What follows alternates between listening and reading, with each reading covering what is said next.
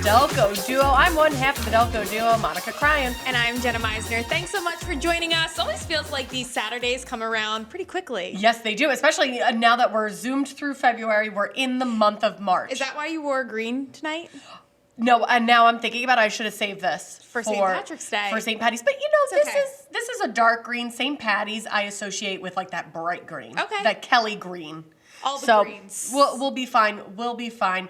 So the Delco Duo, the only program on your local television to solve all of your problems. I didn't know what was going to come out of your mouth there. You never do. The only program, I was a little bit worried, but continue. Are we the only program to solve problems? Yeah. I think. Give advice. I mean, you have Dr. Phil and but all local. the talk shows and locally. Yes. Yep. Absolutely. We are your go-to. If you have an issue, we will talk about it, give you our best advice. And it's always nice because our viewers like to get engaged as well. So they'll send what they think they should do. Right. So you might get more advice than you actually bargained for, but absolutely, that's the point of it. So we want to hear it all. All right, let's get right to our debrief. And you came up with this amazing idea. You're like, thank you, Monica. Let's do brackets, but Delco bars. Well, it's March, so of course we're talking about March Madness. That starts, I believe, on the 13th and carries us through early April. So a lot of people will be discussing their NCAA brackets. I think this is the first year my NCAA bracket will not have Villanova winning the whole thing. Why are you going to change? They're. Have you been following their season so far? Yeah. Okay. It's not as pretty. All right. I'm used to. I'm such a bandwagon like March Madness. I like to watch March Madness, but I'm not the best with following college basketball in general. But that's what makes March Madness so fun. It's like you can random. Get into. Yeah. You just pick, and if you know nothing about it, you sometimes do really well, or you do. I feel like sometimes you do better when you know nothing about it. I love my Villanova, but this year I'm like, maybe of all the years to pick another team, let me just try something else. Something else this year.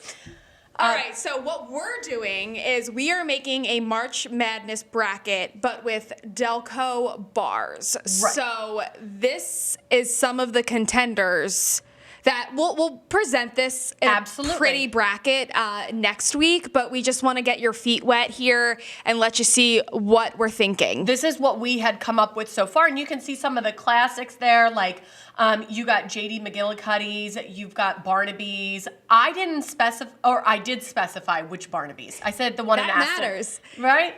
Tom and Jerry's. Tom and Jerry's, yeah. Dolan's.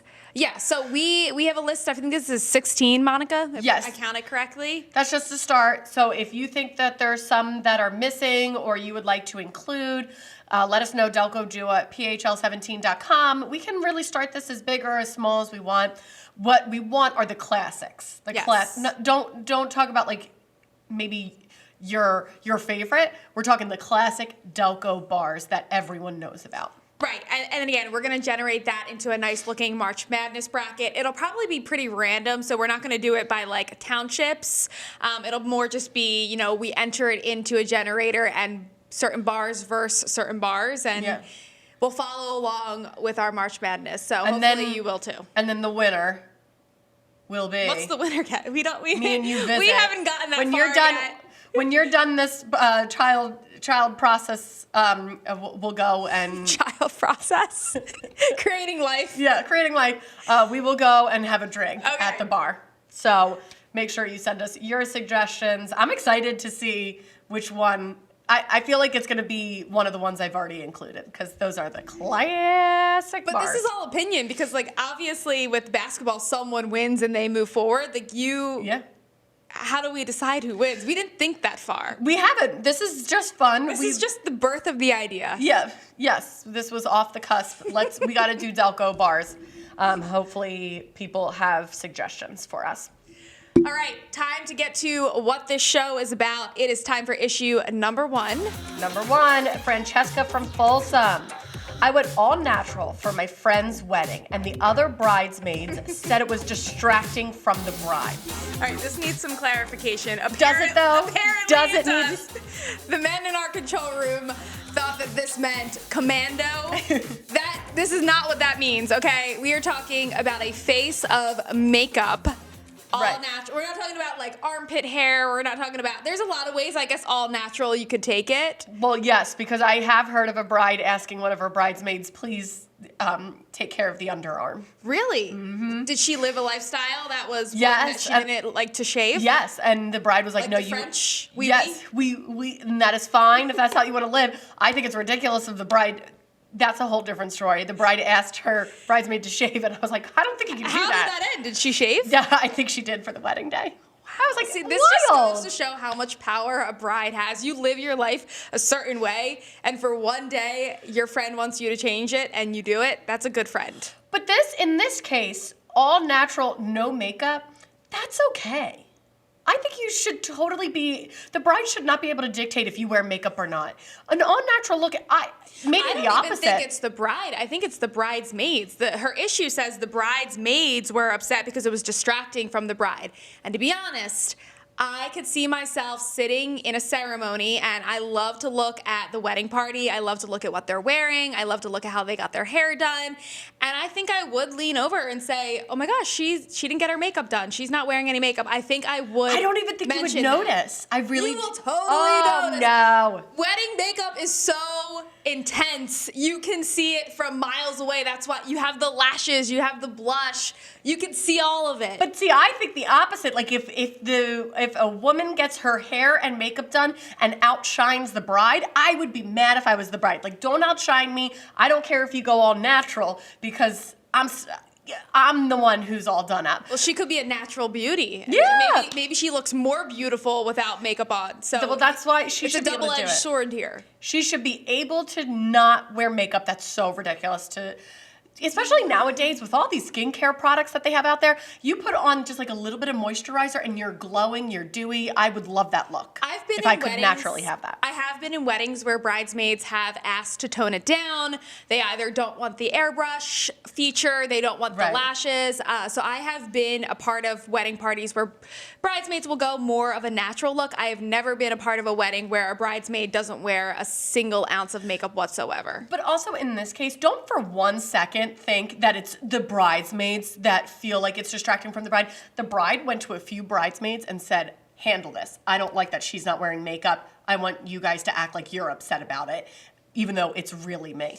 That's what brides do. They'll try and get they'll try and manipulate the situation. I don't think all brides are evil, but I think that like wedding makeup's a tough thing. We've both discussed how we've gotten our makeup done not as the bride and have hated it. I feel like I always dislike how I look in friends' weddings, and it's just because it's different than your routine. And for a job like us where we're constantly putting makeup on, we have a very certain way that we do it. We look the same every day. So for us, it's a little bit jarring. So Yeah. I can understand. I mean, you have a wedding coming up, and you were saying you were even thinking, maybe don't touch the eyebrows or telling them to do a little bit less. Yeah, because the eyebrows are always like, I end up looking like I've got caterpillars on my face. You're distracting from the bride. Don't do it. Okay. They're going to be upset.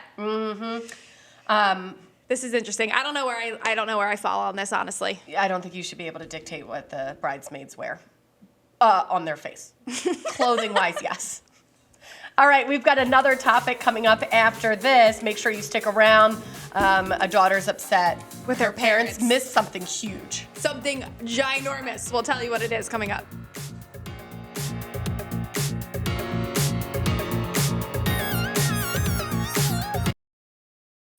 And welcome back into the Delco Duo, the only program we keep you completely anonymous. And so you send us your issues, and then we just assign you a town. You're really on the only program. the kick. only. The only one. Every other program exposes you for who you are, Yeah, no. and we keep you anonymous. You are anonymous. So let's get to our next issue because we already were talking a little bit about this one. Yes. And I think we're just going to agree. But Marvin from Marcus Hook, our daughter is upset we didn't leave our planned vacation to see the birth of our grandchild. And we go into a little more detail. She delivered a few weeks ahead of her due date. So it wasn't like they were away near her due date. Or on the due date. On the due date, they kind of planned like a trip ahead of time. And then it just so happened that she delivered early. Maybe the intention was good. They thought, let's get away now because we're going to be consumed by a new baby in the family. Yes. So Yes. I can see the intention being a good one. But nowadays, even a few weeks beforehand is still too risky. Yeah. It's gotta be a couple months. It's got to be a couple months. You know, basically, it's kind of like when the mom can't travel anymore, because there's that cutoff date of when the mom can't travel Which is anymore. like 37 weeks or something like that. I think it's like 32. Really? 37's real late. I thought it was 37. Like flying. I'm not traveling anywhere. So doctors, OBs, if you're watching, don't be worried. I'm not flying anywhere. But right, like 37 weeks. But at that point, because actually, did you know flying can induce labor? Well, we so talked you about should not it be around flying. the Super Bowl with Jason Kelsey's wife. We talked about that a lot. So I think that the parents had a good intention, but now it's definitely an issue with the daughter. I agree with the daughter that this is a problem. And I don't even think that the issue is that her parents were away. It's that they did not leave the vacation. So once she had the baby, that they didn't leave. They spent the rest of their vacation time and then came home after. That's what would make me mad. Like if my parents went on vacation and then I delivered early, I'd be like, oh man, you know, that's on me. That's not you. But if they didn't just then say, all right, let's book a flight home. We got to get home. Try to get home as soon as possible. Right. Rather than stay. And I understand also, though, you lose money and you change your flights, and flying nowadays is like so hectic as it is that, you know, it could be hard to reschedule and get out as quickly as possible. But another tidbit with this is the daughter, she's a first-time mom and she's scared. And I can totally relate to that, you know, thinking of the next couple of months. It is scary to do something like this for the first time. And you want your mom or dad to be there. And not only that, but now that you're saying that she delivered early, that's, you know, maybe the baby has some complications, maybe the baby's in the NICU. That's a really hard time for parents. They're very stressed. It can be really tough. I'm not necessarily sure Marvin, you know, was going through this, but that's what I'm saying is like it could be that way. And it's, you know, I think at that point you really do want your parents to come home and help you through this, because there's a lot that goes into it. Oh, absolutely. And I think I'm thinking back to when my oldest sister, had the first grandchild of the family. Yeah. We were in the waiting room for 24 hours. We arrived as soon as I think my sister arrived. That's so funny. And we waited, and she was in labor for like 24 to 26 hours. It was something wild like that. Lord. But not like active labor. Like she kept taking naps. The nurse kept coming out and being like, oh, she's napping. And we were like, what do you mean she's napping? Like, can she just have this baby already? Yeah, that's a lot. So we waited there the entire time. So I just can't imagine like my parents being on an island somewhere and not doing it that way. Right. Oh, I feel like especially after COVID, they really don't. It's all do different that. now. You can't. When you gave birth to Joe, what did your parents do? What was that like? Yes. So it was funny because Eugene's parents had to drive down from Connecticut, and they took their grand old time because, first of all, Eugene's mom's a nurse, and she has seen and done it all. And so she's like, I know that this girl is not coming anytime soon. She actually, funny enough, my mother-in-law, I think it was 10 o'clock in the morning, and she walks in and she goes, well, I think you're going to have the baby at 5 p.m. And I was like, oh, no. I'm not going to be here for another 7 hours. And I gave birth at 5:20. The woman knew everything. She knew exactly what she was doing. But when I was like having contractions, she's like, we will slow things down. She knew it was like going to be a while, but they drove down from Connecticut. And were your parents there as soon as you were there, or did they arrive? No, they arrived when things started to get heating up. Things were cooking, heating up. Yes, and what was also really nice is I had my sister in the room with me, right? And she would text them like updates and stuff. Well, that's what I mean. Your family is there, whether it's your parents, whether it's a sister, whether it's a cousin or someone that's close to you, a best friend. You need someone there other than your husband, because your husband's nervous too, and your husband's feeling. I mean, he's not having the baby, but he is there, you know, feeling all the emotions that the mom's feeling. Right. So you need a third party that's not involved. And have you ever seen the videos? A lot of it goes viral of the dad fainting. Like he's the one fainting and the nurses are taking care of him. You need that support system a lot more than just one person. All right, so Mom, I know you're watching. You will not be missing the birth of this baby. Tate's parents No do way. have to come down from New Hampshire, so I don't know what their plan will You be. just text them when, we're going into labor. They'll drive on down. I guarantee they'll get there before you 7 start hours? pushing. I hope not. Oh, geez. Yeah. All right, coming up next, we have the portion of the show where we bring one of our own issues to the table, and Monica's in trouble this week, so I'll just leave it at that. Always in trouble. Stay with us.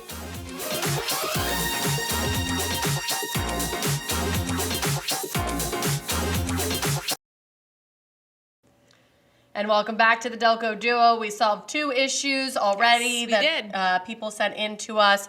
And then now it's time for one of our own issues. And this week is mine. What's Monica crying about?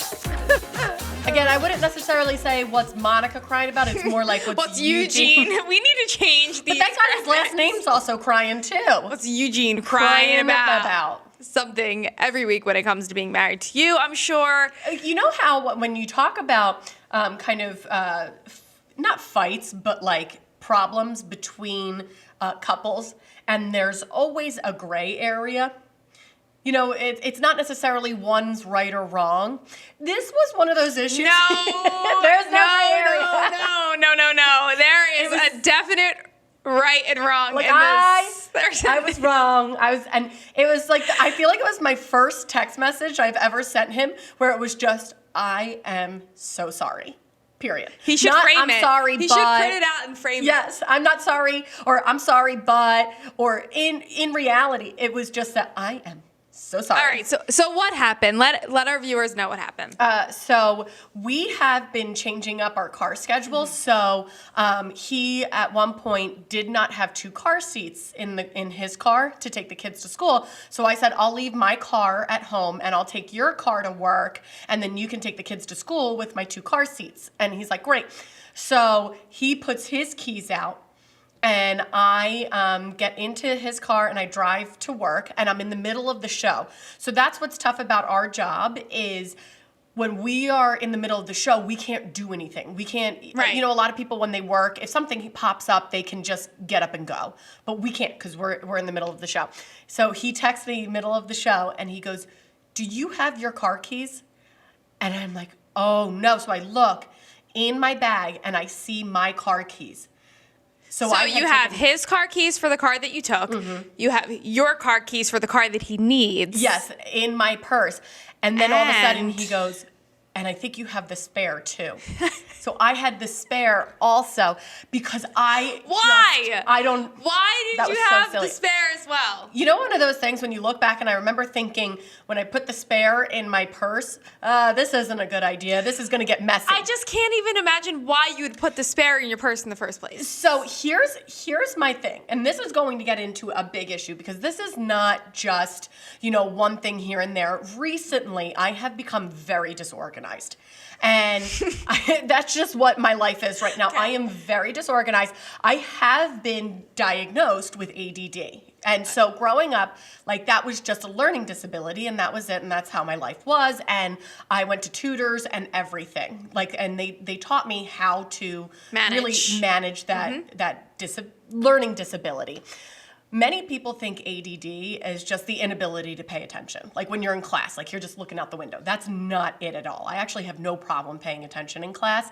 It's disorganization, impulsiveness, forgetfulness, thoughtlessness. Like I'm not laughing at the situation, but this explains a lot about you as a person. Absolutely, it does. I feel like this nugget of information is something our viewers could have used a while ago. Like every time I lose my credit card or my ID, everyone's like, "Oh my gosh, you're so careless," and it's like it's really not. But also, you can't blame everything. No, on it. You cannot. There's a fine line. And I think that's the issue. Is I at one point when I was in school, like I would have a lot of issues in school because it was a learning disability. But with the tutors, they helped so much, and I learned how to like live and cope with it. Right. And now that there's no tutors for like adulthood and parenthood, I'm really struggling. So you have the spare. I have the spare. The actual car keys, and you have his car keys. So he has 0 keys to now take the children. Yes. So what happens next? So I didn't even know where to start. I'm like, rack my brain for how we can fix this because it's 7 a.m. We still have 2 hours left in a show. I can't leave for another 2 hours. Right. Like, your hands are tied. And he's got to get to work.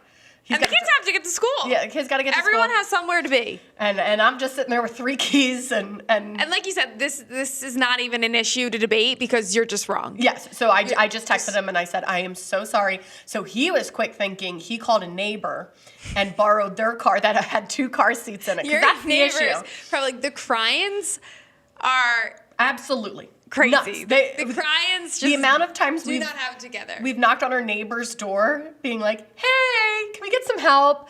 But that's why you got to have a good support system. And we do. And so their kids were already at school. Their kids were already dropped off. So Eugene could then use their car. Yes. That's a trustworthy neighbor. I know. The fact Isn't that so nice of them? Trusted your husband to take their car. I know. And their kids are the same age even because you needed the right car seats for them. So, I mean, yeah, and it then just works actually a week later, we had such key issues. I had my purse or I put the baby in the car and I forgot that I had handed him the keys. He gets in the car and locks himself in the car. Thank God I just ran in and got the spare. Oh my gosh. Just like, I'm done. You should start taking the bus. So you need to start send a 1-year-old. using public trans with your children. So Eugene and I have we started like writing things down, becoming much more organized, getting everything ready the night before. Oh man. All right. Well, yeah, again, no issue to solve. You were in the wrong. Leave the spare key at home. Never put your spare key in your purse. I don't think that piece of advice is needed. I think people know that. Oh, also another big piece of advice that people were giving me, I need a keyless entry car. I need one of those. Okay. My next car, I'm getting keyless entry. So you still have to put the key in? No, your phone. Like, you know how you can unlock cars from your phone now and stuff? Oh, that's high tech. Yeah.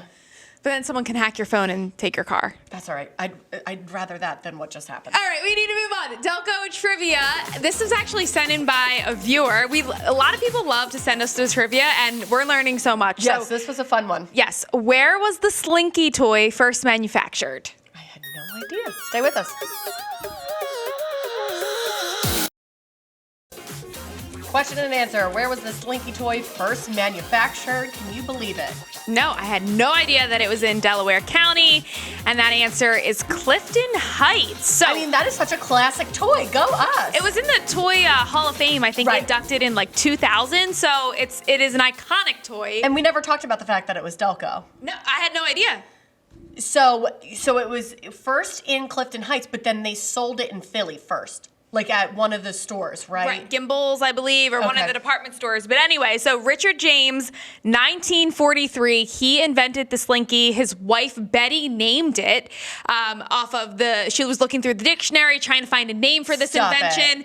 And she thought Slinky, kind of like stealthy. Like, Slinky's move? Yes, there's no other way to describe it. That's the perfect name. She found it right in the dictionary, and James Industries was in Clifton Heights, and that's where the Slinky was manufactured. Oh, thank you, Delco, for making one of the most classic toys ever. You can email us your issues that you have with your neighbor, your coworkers, your friends, family. Delco Duo at phl17.com. Or you can just chat with us. Yeah, and don't forget, send us your bar ideas too. Yes, Delco March Madness, best bars. Love it. Have a good night.